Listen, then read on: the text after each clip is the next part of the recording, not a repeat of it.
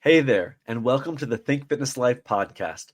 We're fueled by the incredible clients who inspire us every day, allowing us to elevate their health and fitness journeys. On this show, you'll gain valuable insights from top professionals, hear inspiring transformation stories, and discover the knowledge and motivation to create your own best life. Let's dive in.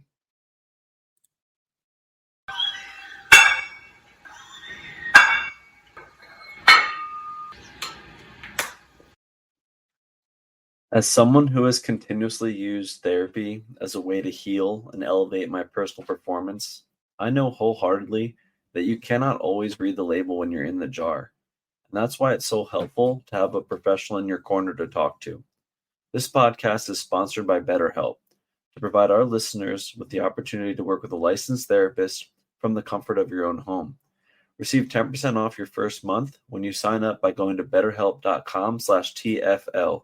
That's betterhelp.com/T as in think, F as in fitness, L as in life. And remember, you're not alone. There are people out there who can help. Welcome back to the Think Fitness Life podcast. Today, we're going to dive into the top five rules for weight loss, losing body fat percentage. And these ones are going to be big staples, not only in that I use in my program, but a lot of the programs that we train our clients on.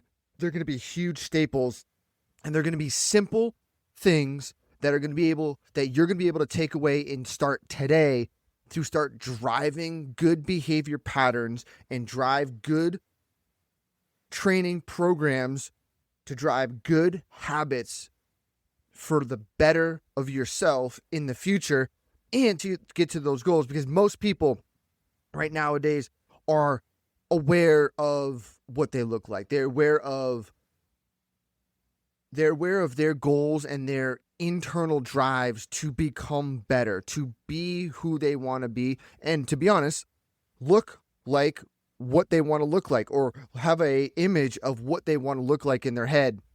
So there's always that representation that our brain's thinking about, oh, what do we want to look like? How do our clothes fit? What do we want to fit into old clothes? Do we want to fit into new clothes? Or do they feel tight? Do I look good in them? Do I look good?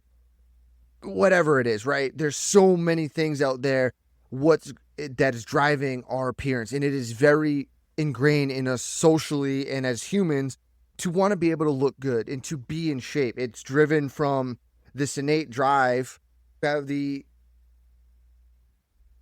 survival of the fittest, to have that image against society. So there's no knocking that, but this is going to be the top 5 rules for destroying the body fat percentage and getting to where you want to be, leaning out and being a bill of optimal health. Because we can't talk about losing weight, we can't talk about body fat percentage without talking about optimal health. I'm not just here saying, oh, we need to lose body fat percentage or lose weight, but not obtain optimal health. The biggest thing is obtaining optimal health. Now, if you want to take a shortcut, if you want to take the easy way out, yeah, you can go on to the GLP-1s and Ozempic and Wegovy and the semaglutides and all that stuff. But know that you're taking the easy way out by trying to change your cellular physiology without actually changing cellular physiology, but tricking the body into doing it. And there's a long list of adverse side effects that come along with it. Number one being loss of skeletal muscle mass, and that's going to be your one big driver of metabolic function. So just be aware that if you are someone who is thinking about taking a GLP-1 or thinking about going down that road, that's just one thing that comes with it. There are a lot of other side effects that come with it, and these have only been out as of recently. There's not long-term data, long-term studies to see what's going to happen to your body in 6 months, 7 months, 12 months, 2 years down the road, 5 years down the road. You don't know what's going to happen. So I always advise people, just be a little leery on what you're going to put in your body. But also at the same time, here's the hard truth. There's a right way to do this. There's a right way to drop body fat percentage. And it's not going to be easy. It's going to be tough from a mental standpoint. But here are the top 5 rules. Rule number 1, biggest one out there and biggest one going to help people start to regulate their body is eat more protein. This cannot be emphasized enough when it comes to food being put on the table or in front of someone. We just talked about GLP-1s. And guess what mimic GLP-1 protein does? So when we eat the protein, we are going to actually get the effects of feeling more full, and it's going to slow down the digestion of the body. Same thing what the drug is doing when you take a needle and you're going to stab yourself with it. You're chemically trying to slow down your digestive tract via injecting GLP-1 into the body, where if you eat protein, you get the same effect in the digestive system from eating the protein. This is the ability, and this needs to be done so the protein can be broken down and digested throughout and utilized throughout the system. And you're going to have thermogenesis, which is going to be when the body is metabolizing protein. And this is known as the thermic effect of food. It's higher for protein compared to carbohydrates and fats, meaning that a significant portion of the calories from the protein that you ate is going to be used during digestion and metabolism of those amino acids.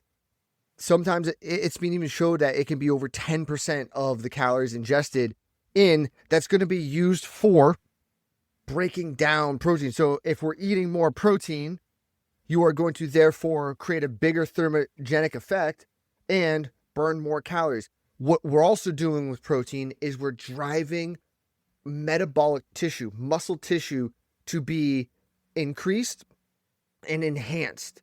So our goal is not to try to put on crazy amounts of muscle mass, no, but our goal is to have the metabolic tissue enough built up to be able to utilize fuels at rest. The more metabolic tissue, muscle you have at rest, the more you're going to be prone to burning fats, burning carbohydrates, because that tissue is going to need to use that as a resource for energy. And when we use the tissue, we're going to need to fuel the tissue more. So we're going to need more energy, which is more breakdown of substrates used for energy, because it is a highly efficient and more cost-worthy machine. To have more muscle mass on the body or have more lean body mass is more cost-worthy from an energy standpoint than it is to have fat on.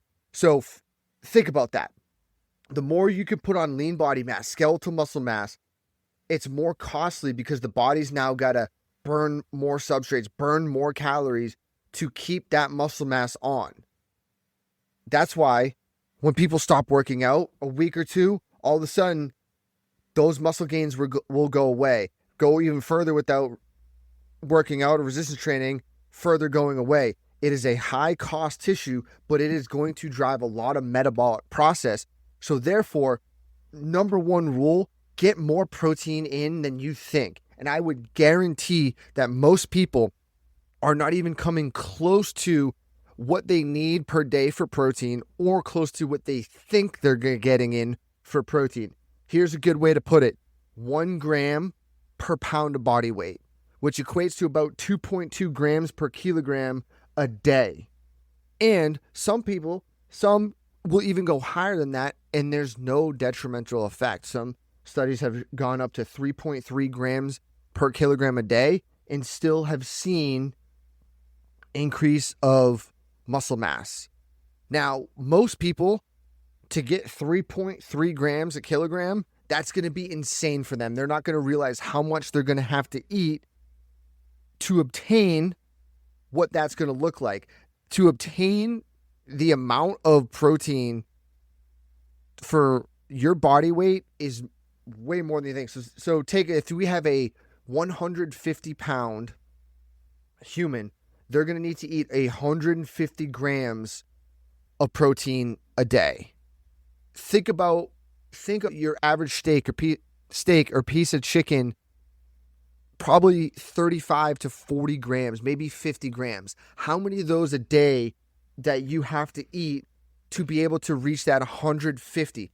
here's where it comes down to, this helps to lose this helps to lose body fat or helps in weight loss, because you might not get to 1 gram per kilogram, but when you try and you put that effort in to obtain that goal, your main focus is now going to be on getting the protein in, getting that priority 1. So your now focus is, how do I maximize protein intake? You are going to eat a lot of protein, and you are going to get full really quick, and you're going to stay full and satiated for longer than if you were to pick a meal that is less protein and more carbohydrate and fat dominant. You are going to overeat the foods that are high in fat and carbohydrates to get to the protein that you need. And because they are going to be more relatively non-filling, here's what drives being full: eat more protein. So what that looks like, you wake up tomorrow, you're going to start your day 30 to 40 grams of protein minimum in a meal.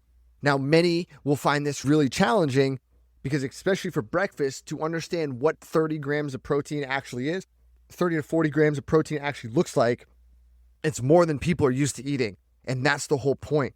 You're going to feel like you're eating more food than before, but you're at the same time going to be driving weight loss and driving percent body fat to decrease. But to you, you think you're eating more volume of food, which in reality you are. But here's a big but: you're actually going to be intaking less calories, because we're changing that number. We're changing that equation of calories in versus calories out. Maybe we're changing, the biggest thing is what your previous caloric intake was is going to now change, because we're putting in less calories, but we're getting more nutrient dense food in via protein. 30 grams of protein looks like 5 eggs. Many people will eyes will wide open when they think, okay, eating 5 eggs, because eating 5 eggs is a lot more than what people are used to, especially females. They're used to eating, okay, I'm going to have 1 to 3 eggs and be okay. Now it's going to start to really change what they're going to be eating. So if you have 5 eggs, now you're eating more eggs. Are you going to be more full to not have, I don't know what other people are having, cereal or sugar in the oatmeal and the instant oatmeal with sugar in it and all that crap? No, it's going to start to change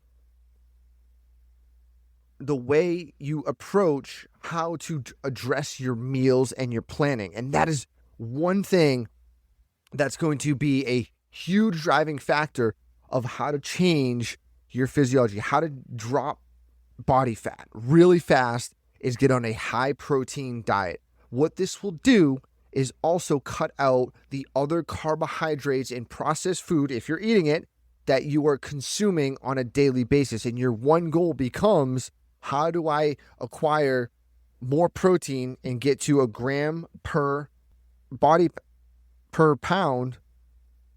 Right there alone is going to be a task in itself, but I want you to go try it out. Try eating your body weight in protein in one day, and then if you can, report back, send us a message back, see how tough it is to feel, but then do it day over day, and you're going to start to see the results kick in really quick, because we're not going to talk about, oh, you need to eliminate this. No, you're adding in protein. You're adding in a focus of one.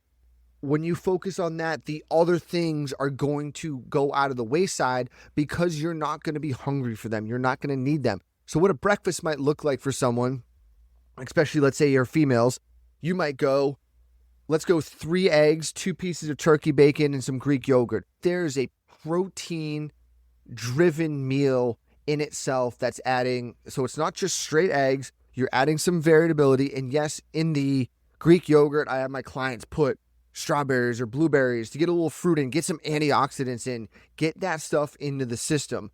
That's one meal. And you can take these meals and you can mix and match them all over the place. Guys, you're looking at getting 5 to 6 eggs in. You might throw in some chicken sausage, have some fruit, some Greek yogurt. You could add some vegetables. If people are into adding vegetables in the breakfast, take 5 eggs, throw some spinach and onions and tomatoes in, make a mess, make a scramble, make an omelet, make your life simple on the go. If you are one that is a big protein shake person in the morning, you're like, oh, I don't have time to make breakfast.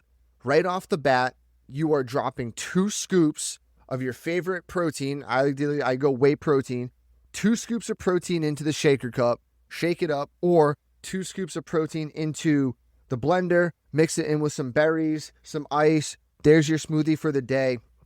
And you're really driving a good start to the day with protein. It's going to keep you full till lunch, and then lunch becomes the same kind of concept. How are you optimizing protein at lunch? And then it goes to dinner, because this is going to be the track that really drives success for many people. And without that, you're going to just fall back into, oh, I'm going to eat more carbohydrates because I need to feel full. And in order to feel full, you're going to eat more carbohydrates and more fats, and you're going to be taking in more and more calories than if you were eating protein. And the great thing about protein we mentioned earlier is the thermogenic effect. Protein doesn't have a lot of calories in it. People get very misconstrued that protein has tons of calories. It doesn't. A piece of chicken is like 140 calories. Steak might be a little bit more. You might be into the 250s, 280s because it's got a little more fat content. But in reality, compared to 2 or 3 cups of pasta or with rice, it's going to outweigh, the nutrients and the calories are going to outweigh what the carbohydrates are going to. So that's a big thing to get in. Rule number 1, eat more protein. Off the bat, you are going to be in a better overall spot when it comes to percent losing body fat and your weight loss journey. Rule number 2, following the nutrition standpoint, eat more veggies. Plain out. Just load your plate up or bowl up with veggies. This goes hand in hand with protein, because once you start incorporating more vegetables, you are now eating more food. Yes, I said it. You are eating more food. The more food you eat that is net 0 calories or negative calories, because it's going to take more to burn some of the vegetables that you're eating off, it's a win-win for the system. So you get your protein, you're feeling full. Then you are going to smash vegetables. And it's not hard, because pick the vegetables you like. Now, people must say, yeah, they don't like vegetables. That's okay. Understand vegetables aren't the most appetizing thing. But what's your end goal?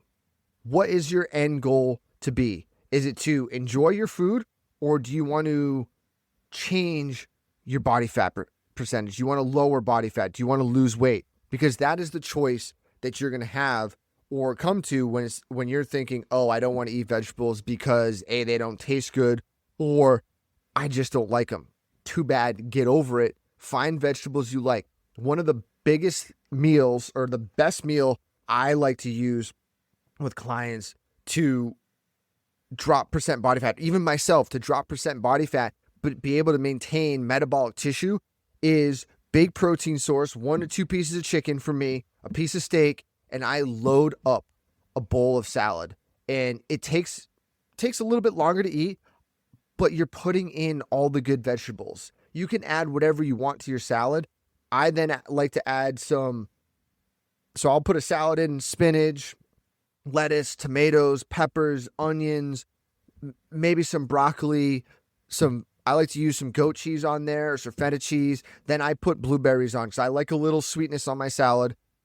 I will put that. Then if I need a little extra fat, I'm going to use olive oil, or I'll sprinkle some walnuts on, because I am still in training, so I need some more calories for performance, but being aware. But that's one big thing. When I was cutting body fat percentage, when I dropped down, utilizing big boluses of vegetables and salads are the ticket to help dropping percent body fat, because yet again, you're now eating more food than you think than before, but it's less caloric dense and more nutrient dense. So you're now, in reality, you flip the script, you are getting less calories in throughout the day. So let's take our day, we talked about protein, you had your breakfast, Now for lunch, you go get a big salad, throw 2 pieces or 3 pieces of chicken on top of that, because more protein, the better. You eat that, you're going to feel full. Then do the same exact thing for dinner. 2-3 pieces of meat or protein. You can have more vegetables. Most of the plate's going to be vegetables. And then it's okay to have a little carbohydrates. I'm not going to say carbohydrates are bad. I'm not cutting out carbohydrates per se, but we are limiting how much carbohydrate to vegetable you are intaking in to be able to reset your behavior pattern of eating. Most people are very heavy on the carbohydrate. Yes, they taste good.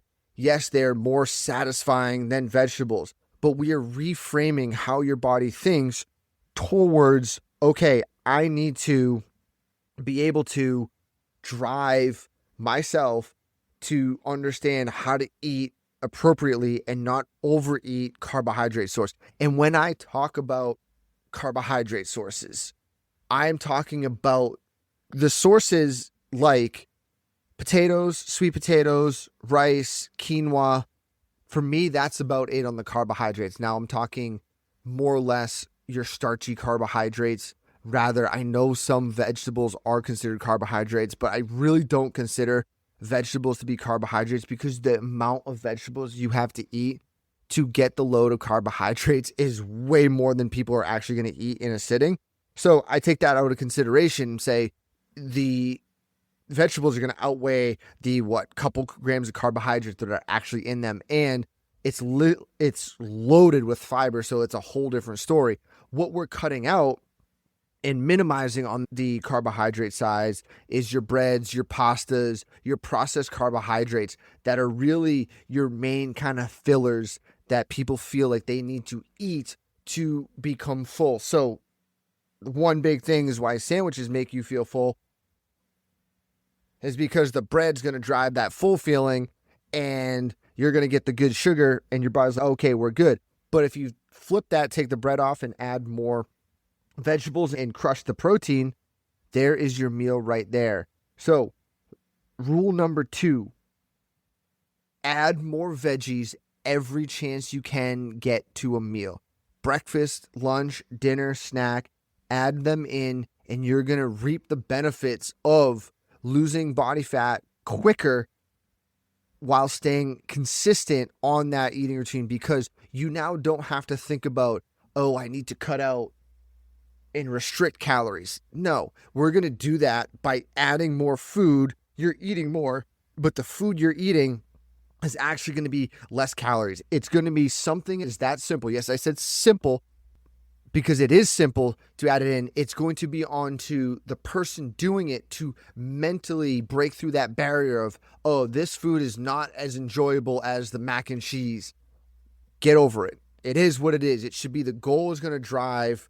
The goal to lose weight or the goal to drop body fat percentage is going to outweigh and outdrive your thought of mac and cheese or a meal tasting good. Rule number 3 is going to be resistance training or strength training using circuits as a method. And this is going to be a minimum of 4 times a week. And what we normally see in weight training or strength training is someone will do an exercise. Then they're going to sit on their phone for 2 to 3 minutes, and then they're going to do the same exercise, and they're going to do that sequentially throughout the whole workout. But we're going to remap that. And what we want to start working on is working in supersets or trisets, which are basically essentially mini circuits in your program. So it does not matter. So when it comes to the exercise, we are looking at your heavy hitter exercises right off the bat. So let's take the squat and let's take a bench press. So we might do 10 heavy squats with a dumbbell, immediately followed by 10 reps on the bench press. Then after those 2, boom, back to back, superset, then rest 1 to 2 minutes. The less rest you get, the more you're going to drive that heart rate to stay elevated. The more you drive the heart rate to stay elevated, the more your heart rate is up, we know the more you're going to burn calories, the more oxygen you're going to consume because the body is going to need to pull in, which is more substrates used.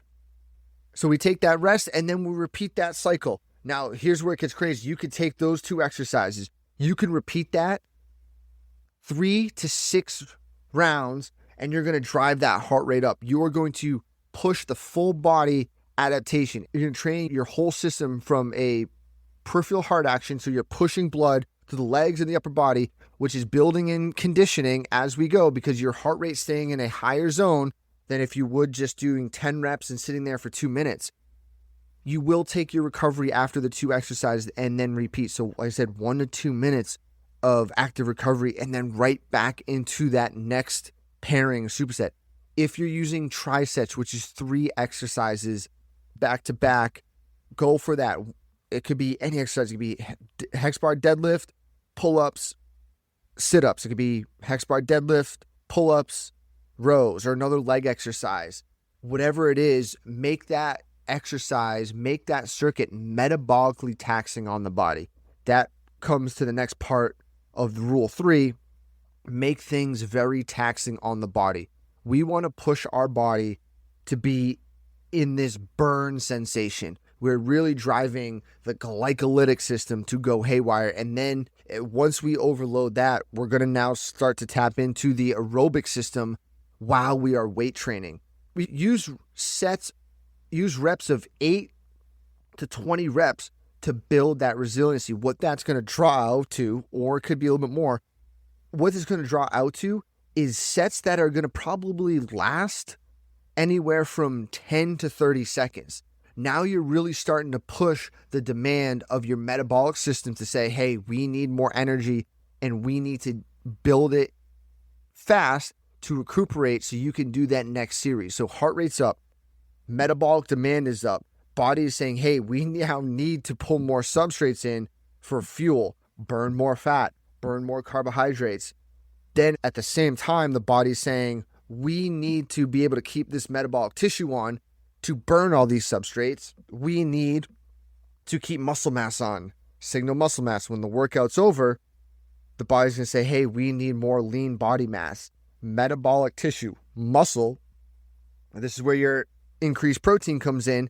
You put on more lean body mass, your percent body fat is going to drop. You're going to lose weight because the metabolic demands of your body is now shifting into a greater demand of metabolic activity.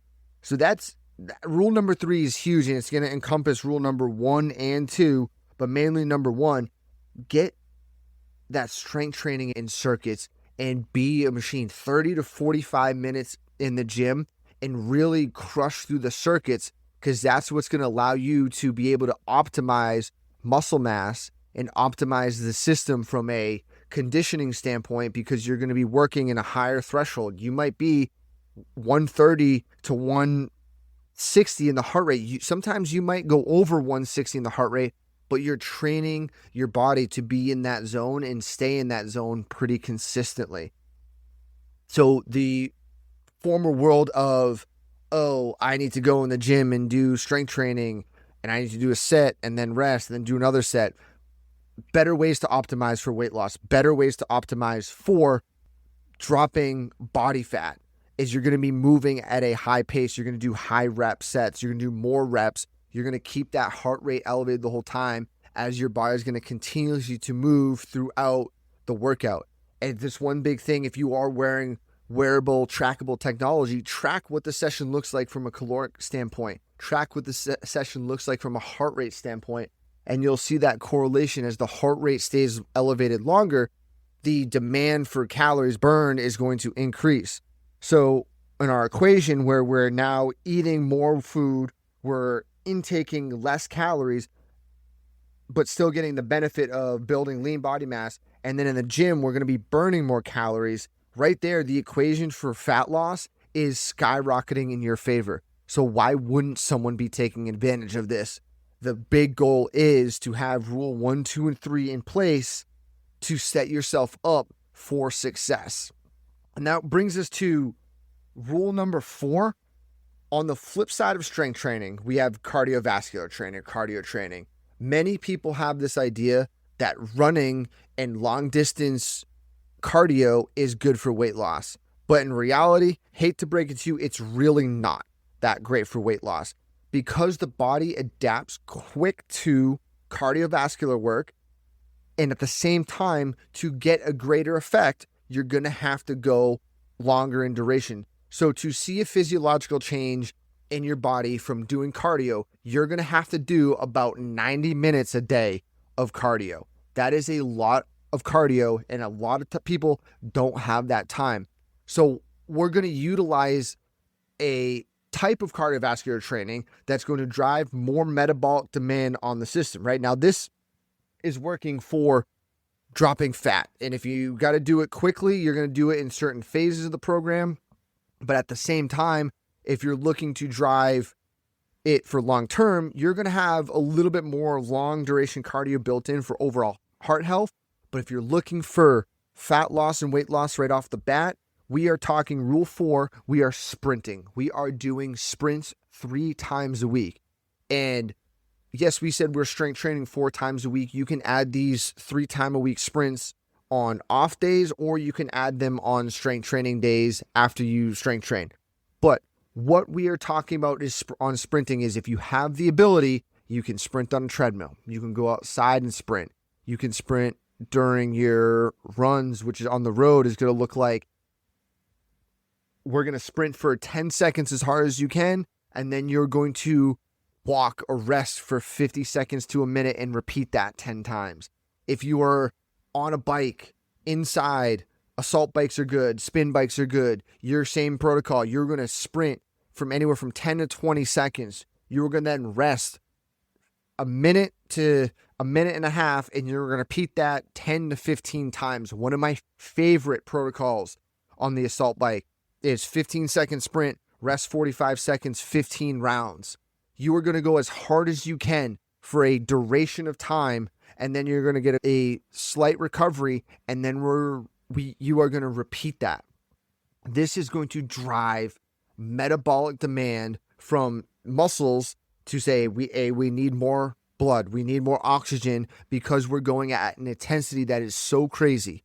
Then at the same time, we're now training the heart to say we just ramped up the intensity that's 85% plus of heart rate. We need to adapt. So you're going to get a conditioning effect. You're going to tell your muscles, hey, we're going to use the substrates. We're going to burn more fat. We're going to burn more carbohydrates at rest once you're done here because of the demand placed on the body to develop the muscle type, the type 2 fiber types, to be really metabolically active. That is our goal. And this is going to happen on any modality. This can happen with rowers, bikes, Versa climbers, heck, med ball slam sprints for 20 seconds, which could be 20 seconds of med ball slams as hard as you can, as fast as you can. Rest it for 40 seconds to a minute and repeat that. Anything where the intensity is really high for 10 to 20 seconds. You can use jumps. You can use step ups. You can do something that's very high intensity to drive the effect. But 3 times a week, that's rule 4. You are doing some sort of explosive sprint activity to drive conditioning 3 times a week. Most people, when they just do cardio, they go for a 30-minute run twice a week. We are going to drive work in about 10 minutes with sprints that's going to be very high demand on the body. And as we go, what follows that high work? Fueling the system, eating protein, getting vegetables in, boom. Rule 5, the last rule that I have for dropping body fat and losing weight is cut out the sugar and cut out the fake sugar.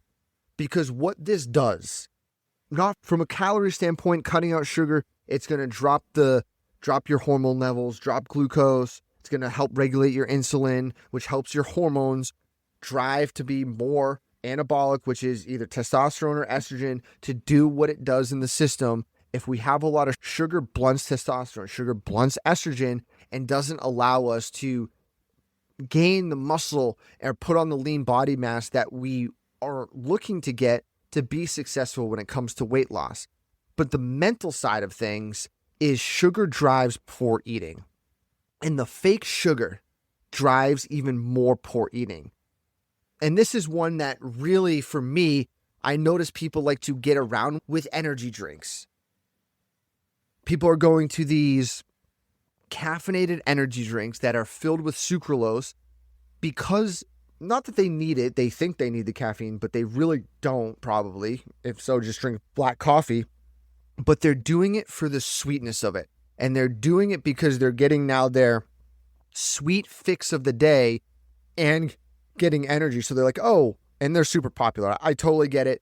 There are ones out there that don't use fake sugar, but don't have high amounts of sugar. The one big thing I've noticed with these on-the-go energy drinks is how can these companies make them taste good at the same time as be beneficial? So yeah, they have all the stuff to get you all jazzed up and psyched up and caffeine. But if they don't have the sugar, most people aren't going to drink them because they're not palatable. Now, I'm one that I can make a drink. It doesn't have to be sweet, and it's going to be palatable for me because I know the benefits I'm getting from it. Hence why most people don't like coffee without sugar, because it's not really palatable. It's a harsh flavor. These drinks companies are now putting in fake sugar to keep them in the low sugar or the zero sugar, zero calorie aspect. But what it really does, it is now training the brain to say, hey, we're getting something sweet. And that's going to turn the brain into later saying, I got something sweet and I like that and I enjoyed it. I might go look for something like that later on in the day. And I've seen it happen time and time again with clients where they have that drink or they feel like they need that drink. And then they're starting to go, okay, I'm in search for something sweet at this time of the day, or I now want something sweet because I gave my body something sweet with no calories in it. So the body goes, how did I just get something sweet with no calories? I'm going to go look for calories because we're built for survival. I need something sweet again to get it. The other side of things, when it comes to the fake sugars, that research has shown that it can disrupt the gut microbiome. So anything that disrupts the gut microbiome, I'm going to go against because I want people to be able to lose weight and to decrease body fat. You got to have a good GI system. You have to have a good gut that's going to create that system to be able to burn the protein and absorb the vegetables and to not be in dysregulation or dysbiosis causing problems. So that's the biggest one at the end is rule 5 is to cut out the sugar, cut out the fake sugar. Most people are going to go to their Dunkin' Donuts and their Starbucks and order these crazy lattes and drinks that are cream filled and sugar filled. It's time to let that go. It's time to be better because the focus is on losing weight, losing fat. So that's not going to benefit your system because you're now just putting pure sugar in. And when we do that, sugar is going to drive the fat. It's going to just keep driving. And when we do that, our metabolic activity converts, if you're a guy, testosterone to estrogen, and it's going to drop. It's going to create more storage of fat. Same thing in females. Yes, you have testosterone, but it's also going to convert testosterone to estrogen, so that's more estrogen, which is more potential driving of the fat, depending on also what we're eating the rest of the day. These hormones can be used for the good. We got to build muscle, build lean body mass, build metabolic tissue, or if we're putting poor quality nutrients in, i.e. sugar and poor processed carbohydrates, you're now going to be driving more fat storage because of the signalings that you're giving your body. So the whole idea of this is changing your mindset, changing how you approach eating food by getting more in, changing how you approach your workouts, changing how you approach your conditioning, changing your daily habits, because the five rules that we outlined are going to be changes for many people, and it's going to get them out of their comfort zone. They're going to be uncomfortable eating that more protein. They're going to be uncomfortable eating bland vegetables. They're going to be uncomfortable with a higher heart rate driving up during their training session. They're going to be really uncomfortable when they're sitting on a rower or an assault bike, sprinting as hard as they can for 20 seconds, then recovering and then repeating that. And then they're going to be uncomfortable changing their dietary approach of sweetness and changing what their tongue likes and their palate likes. But we're doing this, like I said earlier, you're doing it for your overall health. Yes, we want to drop body fat. Yes, we want to lose weight. But why do we want to do it? We want to do it, number one, if you have goals of, hey, you want to look good, you want to fit in clothes, I totally respect that. We all have goals. I have goals of how I want to look to the world and perceive. Understandable. And then B, how are we metabolically? How are our mitochondria functioning well? Are we able to create antioxidants in the system? Are we able to stay healthy? And long term, are we able to be healthy and fight off these diseases that are stemming up and coming in from poor lifestyle choices and poor eating? So those are the top 5 rules. Start implementing them today for weight loss, for fat loss. Even if it's one of these rules, start implementing one rule a day. In over 5 days, you're going to start to now incorporate these rules in day after day, and you're going to see a change. I've had so many clients that start on these rules, either cold turkey day one or they build up to it. Within 2 weeks, I've seen incredible weight loss numbers, incredible fat loss numbers. The biggest thing is the change on the scale. And if you are measuring it, there's multiple ways to measure. If you don't have a scale at home, go by either, you can use tape measure, you can use what the mirror looks like, clothes fitting looks like. Use that as a measure. But once you get this started, first 2 weeks, you are going to see a big change right off the bat if you can adhere to these 5 rules. So for this week, that wraps up this week's episode. Stay tuned for more from Think Fitness Life. Matt Gluckman and Eric Menchie here from Think Fitness Life. Our entire careers have been dedicated to fitness, particularly how the mind helps the body. We've been around gyms and nutrition strategies for 25 plus years collectively, and nothing harms or helps better than your own mind, untrained or trained. Pushing beyond your limits, overcoming whatever's thrown your way, and making the decision to show up day in and day out as a lifestyle takes more soul than sand.